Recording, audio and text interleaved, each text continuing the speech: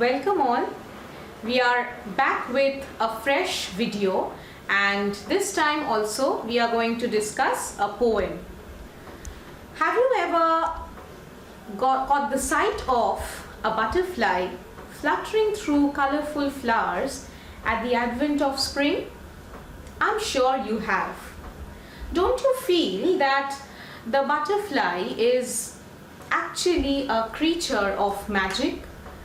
Such a tiny insect that looks like a petal of some flower does such wonders to human brains. How mesmerizingly our minds cling to the beauty, the serenity, of that little creature, of the intoxicating power of that little creature. And children, you will find often children, they run after or chase butterflies to keep them in little jars, maybe to enjoy the charm a little more.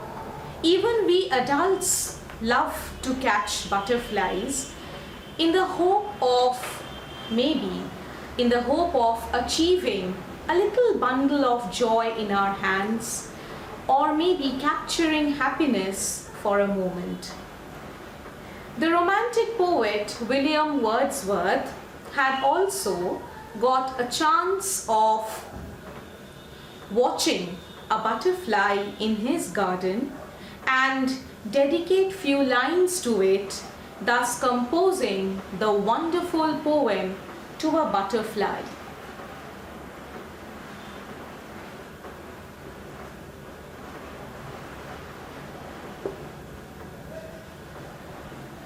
And this poem not only talks about the beauty of this element of nature, but it also allows the readers to travel back in time to the colorful bygone days of childhood, when life was full of colors, of wonders and magic.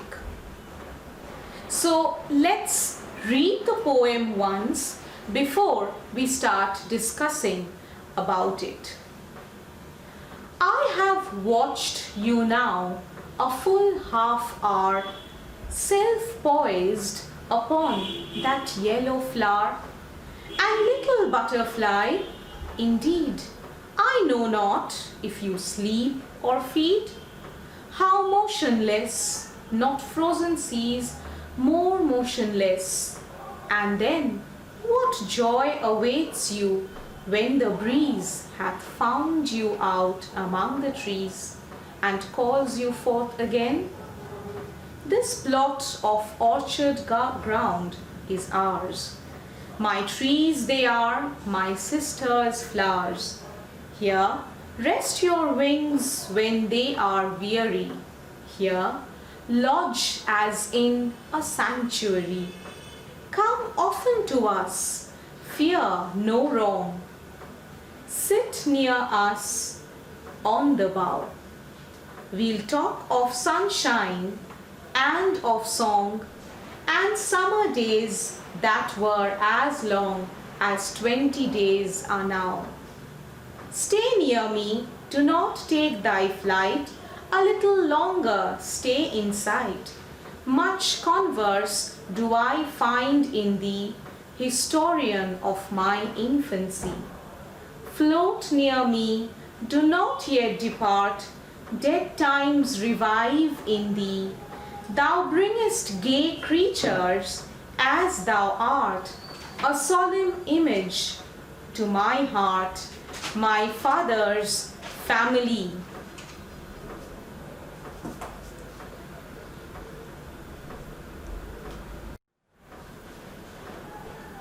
Oh, pleasant, pleasant were the days, the time when in our childish plays my sister Emmeline and I together chased the butterfly.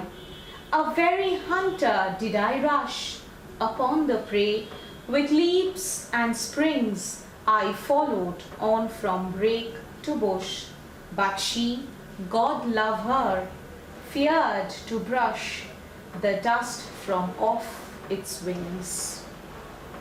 So this is the beautiful piece created by William Wordsworth. Now, if you look at the poem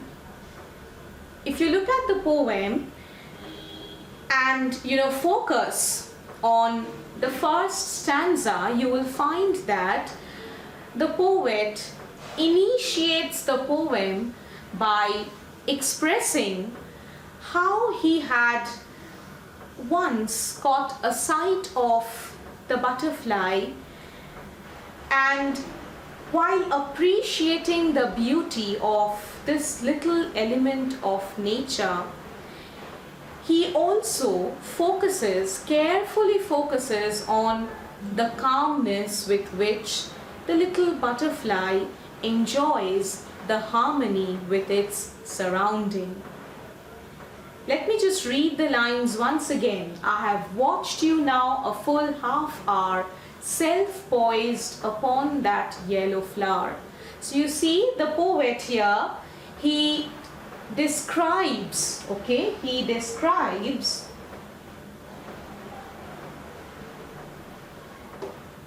or focuses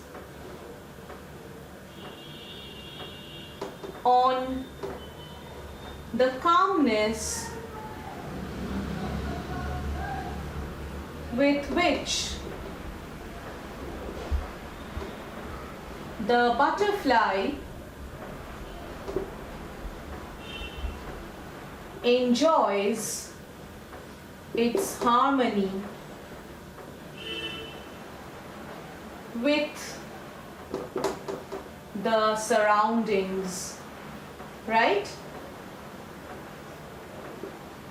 So the poet starts with a sense of wonder.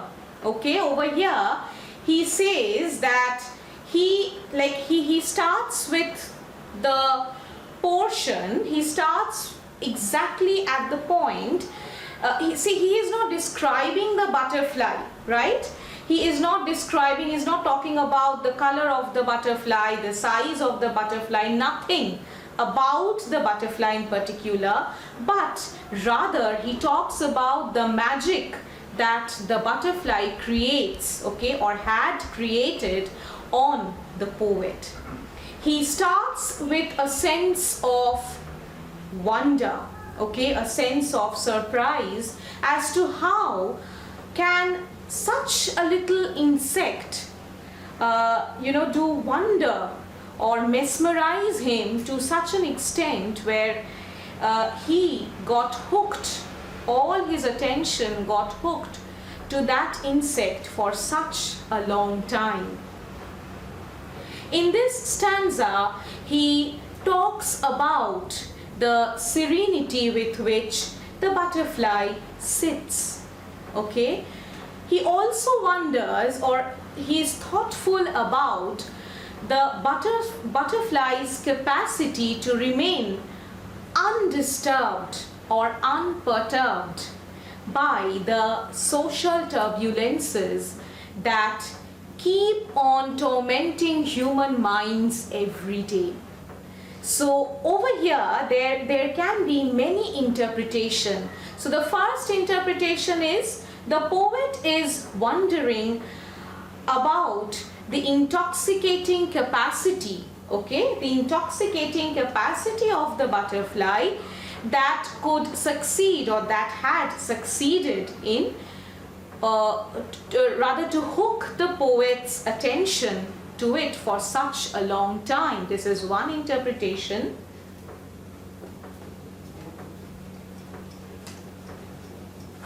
So the poet wonders about the intoxicating power of the creature to hook his attention for so long. This can be one interpretation. Okay, the poet wonders about the intoxicating power of the creature to hook his attention for so long. The next interpretation is the poet, maybe, okay, he is being thoughtful about the butterfly's capacity to remain unperturbed, to remain undisturbed by all the social disturbances, by all the social turbulences that keep on tormenting humans every day. Like in a world where we are trapped in so many worries and anxieties and tensions, how can such, a tiny creature remain so happy, so joyous and so peaceful? Okay, this is another interpretation. So the next point over here can be the poet is thoughtful about the butterfly's capacity to remain calm and undisturbed in a world of turbulences. Okay, so the butterfly was not at all worried about the disturbances, the turbulences of the world around it. All right, so in a way, the poet is asking, okay, he was getting mesmerized, he was getting surprised by the butterfly more and more, because he is saying over here that he doesn't have any idea whether the butterfly used to sleep or feed. Okay, like where did it stay, what did it do? He didn't have the slightest of the ideas.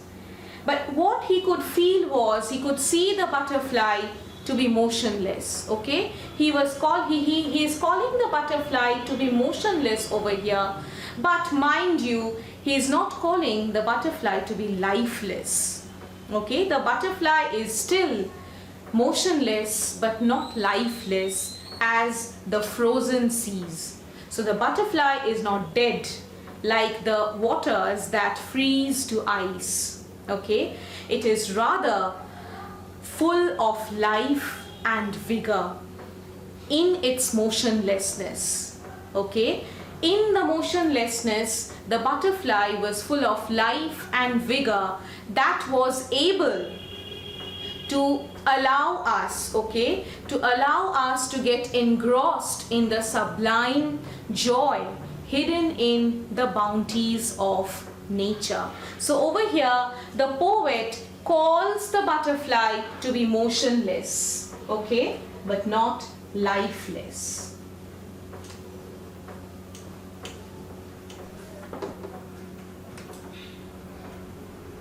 The poet calls the butterfly to be motionless but not lifeless, like the frozen seas. Okay, it is rather full of life and vigor that captures our minds and allows them to get engrossed in the sublimity of nature. Alright? So the poet calls the butterfly to be motionless but not lifeless like the frozen seas. I have explained. It is rather full of life and vigor that captures our minds and allows them to get engrossed in the sublimity of nature. So how beautifully he says, what joy awaits you when the breeze hath found you out among the trees and calls you forth again. So the poet could feel within himself the joy or the happiness that the butterfly could enjoy. How privileged the butterfly was that could, fly around everywhere, could flutter around in the breeze and enjoy the purity of nature, which the poet, being a human being, couldn't. All right? So he goes on to give a sense of security to the butterfly in the next stanza. Okay?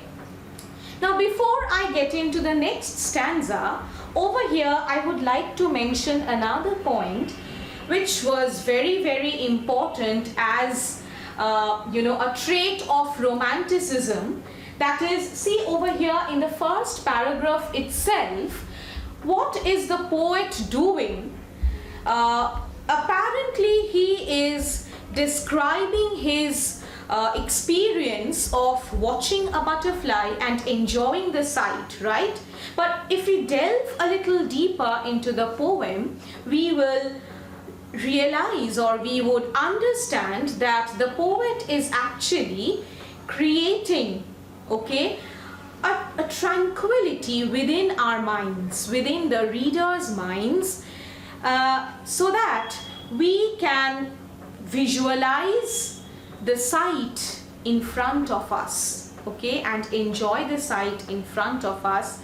The poet is actually trying to design a world of virtual reality, okay, virtual reality for the readers, so that they can enjoy the serenity of nature right in front of them. So this is an important point to remember, or it is a trait that gives a romantic attribute to the poem from the very beginning. Okay, what makes the poet a romantic what makes the poem a romantic piece? So over here, see, the poet right from the beginning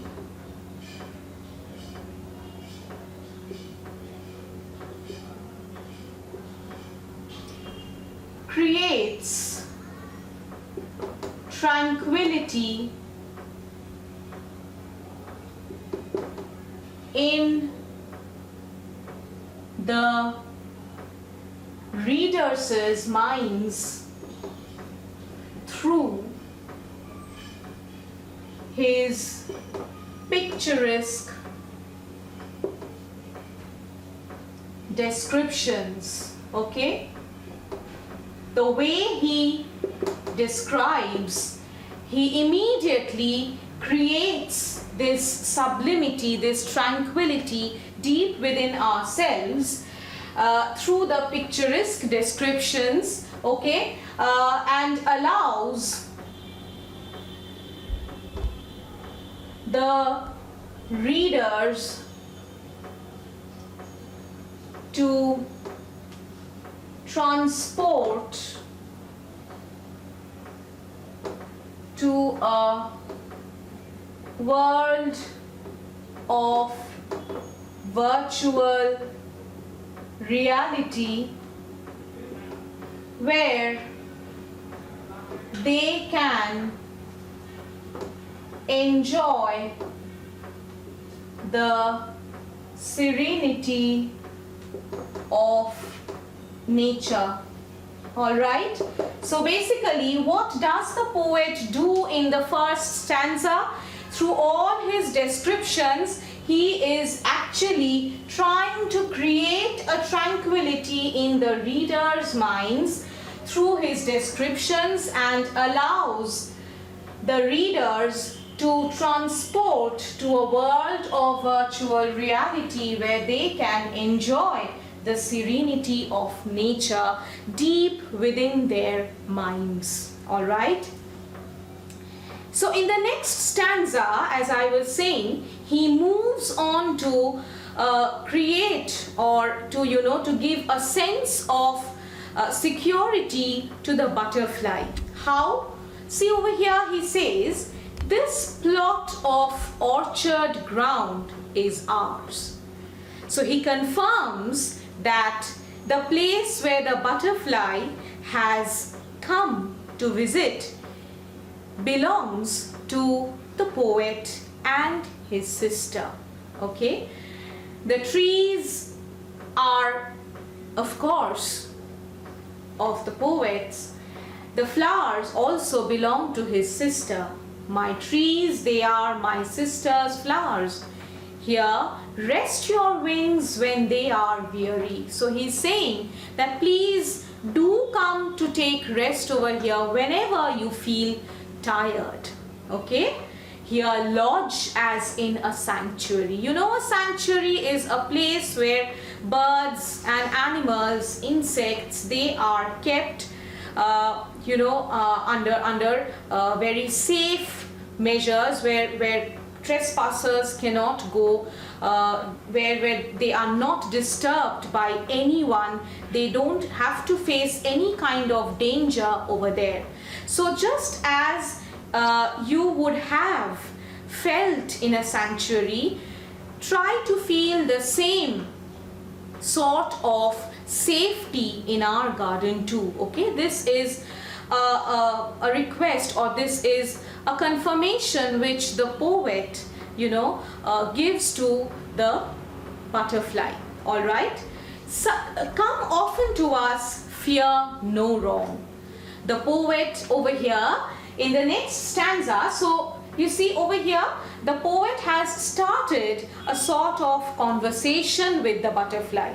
All right, in the second stanza the tone changes, right? He has started a conversation with the butterfly.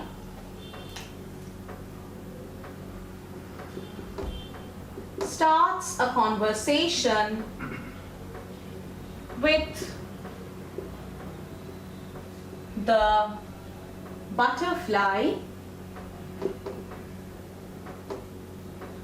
provides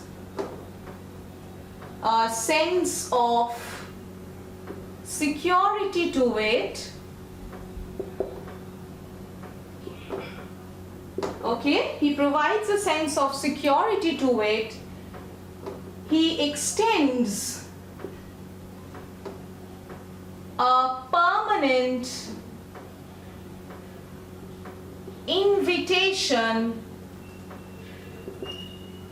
to the butterfly to come and go whenever it pleases.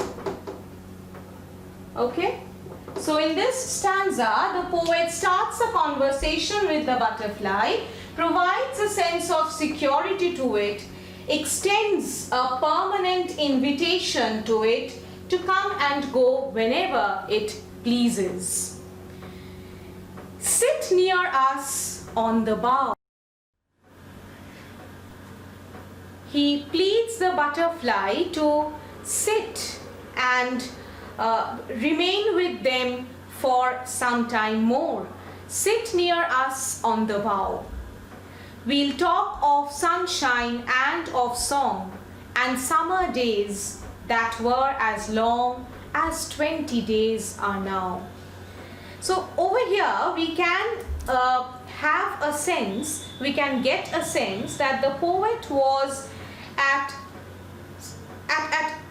a juncture of his life where he had started feeling a sort of loneliness within himself, and he needed a companion, he needed a friend to talk to, who will give him a sense of happiness, a sense of joy, and a friend with whom he could share all sorts of his feelings and expressions. Okay, so over here the poet not only starts a conversation, provides a sense of security to the butterfly, he also gets connected to the butterfly emotionally. All right, so the poet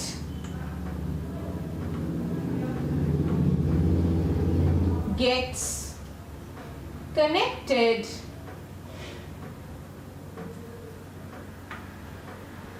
to the butterfly emotionally. This is also very important.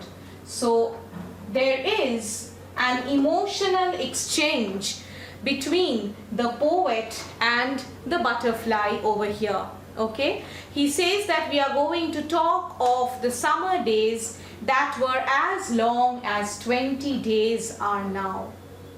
All right, so he says that he was, as I was saying, he was at such a juncture of his life where days were seeming to be pretty long for him. Okay, because during our childhood days or in our youth, time seems to flow past very quickly, right? But as we near our old age, days seem to grow longer, because somehow we fail to pass our times as we could or as we can in our youth. All right, so over here the poet gets emotionally connected to the butterfly and pleads it to sit with them for some more time. All right, stay near me, do not take thy flight. His plead becomes stronger in the third stanza. He seriously, okay, with much seriousness, he asks the butterfly to stay near him. Do not take thy flight means please do not fly away. All right, please do not fly away. A little longer stay in sight. Please remain in front of me. In sight means please remain over here so that I can see you for a little longer time. Much converse do I find in thee. So now he gives the reason as to why he asks the butterfly to stay with him, because he finds many memories. Okay, he finds many memories coming up in his mind along with the sight of the butterfly. The butterfly is bringing many memories back to his mind. Much converse do I find in thee, historian of my infancy. So over here the poet personifies the butterfly. In the third stanza, the poet now personifies the butterfly. That is, he imparts a human entity to the butterfly. So in the third stanza, the poet personifies the butterfly and calls it to be a historian. Over here you see he has written the word historian with a capital H, definitely because he is starting the sentence with this word, and also because he has personified the butterfly. All right. He compares the butterfly to a historian. Why? What does a historian do? A historian brings to us the stories of our past, right? Of days which have gone. So similarly, the butterfly brings to the poet memories of his bygone days. All right. So he asks the butterfly, "Float near me, do not yet depart.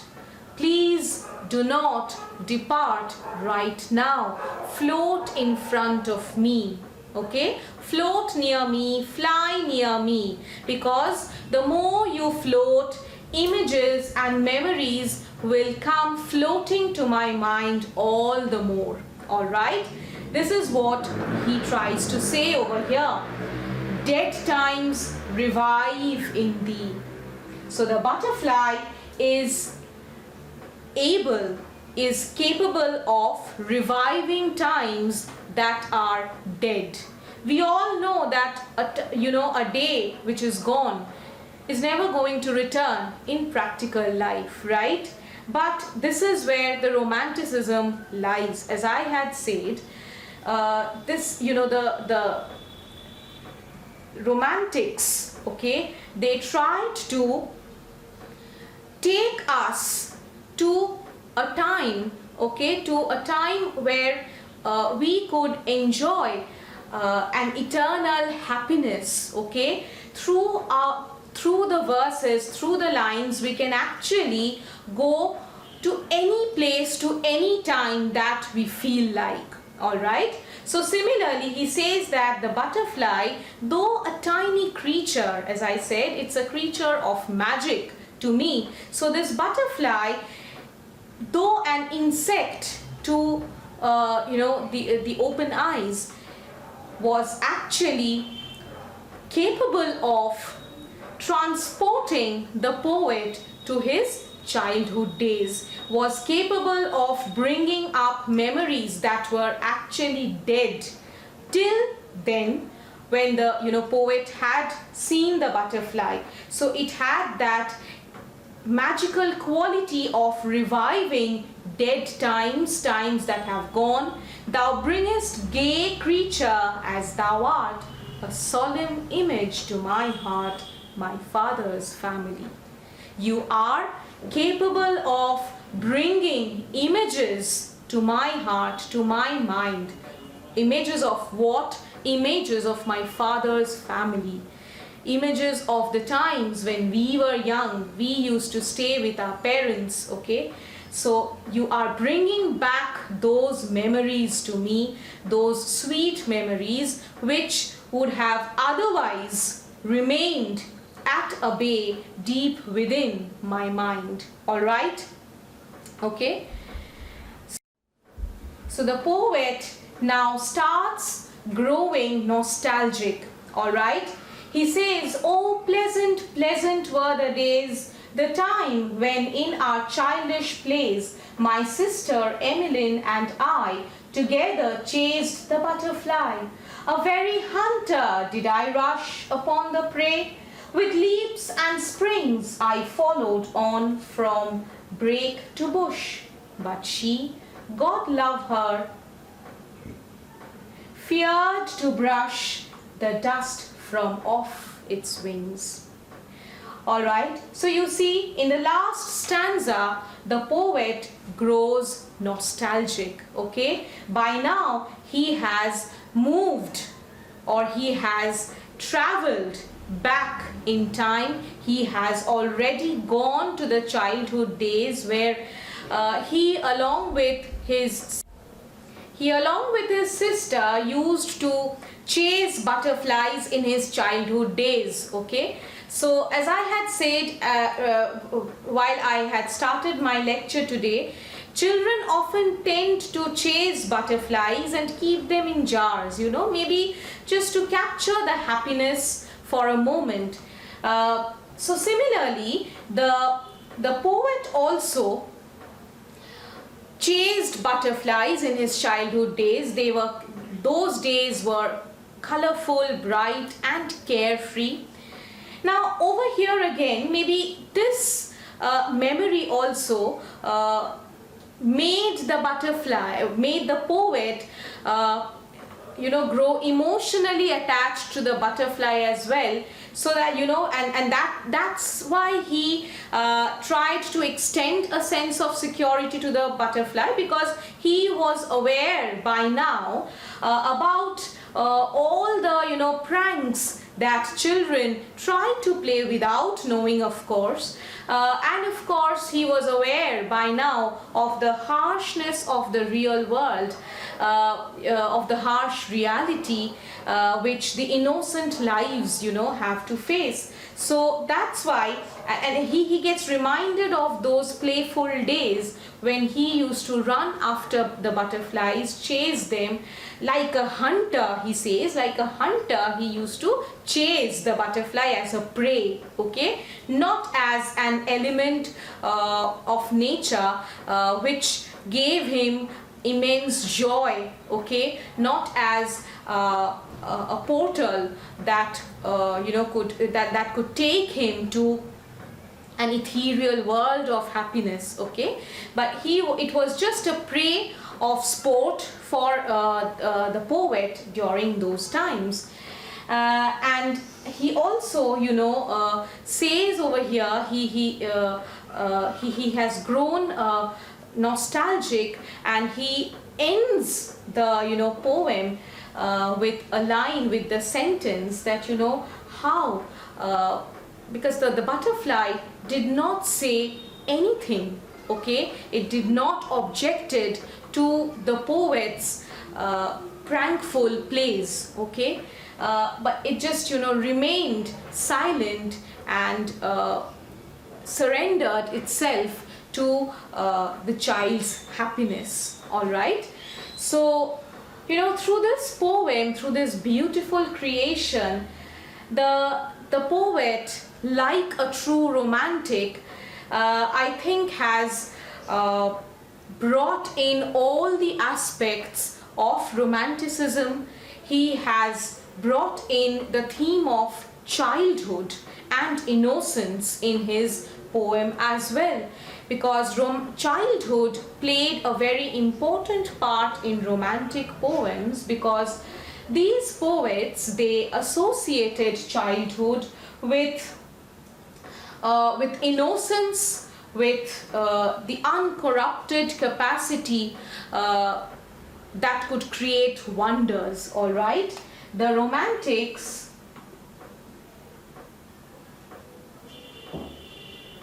associated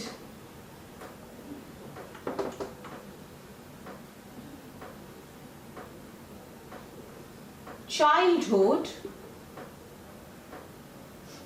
with innocence. And maybe because of this, the presence of the theme of childhood, the presence of innocence in the language of Wordsworthian poetry, made his poems simple, made his poems so easy to reach to the readers. And thus, through his creations, of course, as a poem like But to a Butterfly, the poet was successful in transporting the readers to an ethereal world of eternal ecstasy, and imbibe within us a sense of loving, of loving the elements of nature, and developing a sense of protection, okay, within us, so that we can love and take care of nature around us and do no harm to it, okay. Thus, through such a creation, he was successful, or he has been successful to develop a charm within us, develop a love for nature, for the beautiful butterfly, which otherwise would have been a very simple thing that we come across every single day during the season of spring. Okay, so we will now, I think we will definitely start worshipping nature. We will definitely start loving nature, taking care of it and protecting it, just in the way these poets had taught us we would take care of. Okay, so this much for today. Again, same thing, if you like the lesson, please do like and share. Subscribe to our channel if you are new to our channel, and write to us. Please do comment on our videos, share your views, and keep watching, keep learning till we come back with another video the next day. Thank you.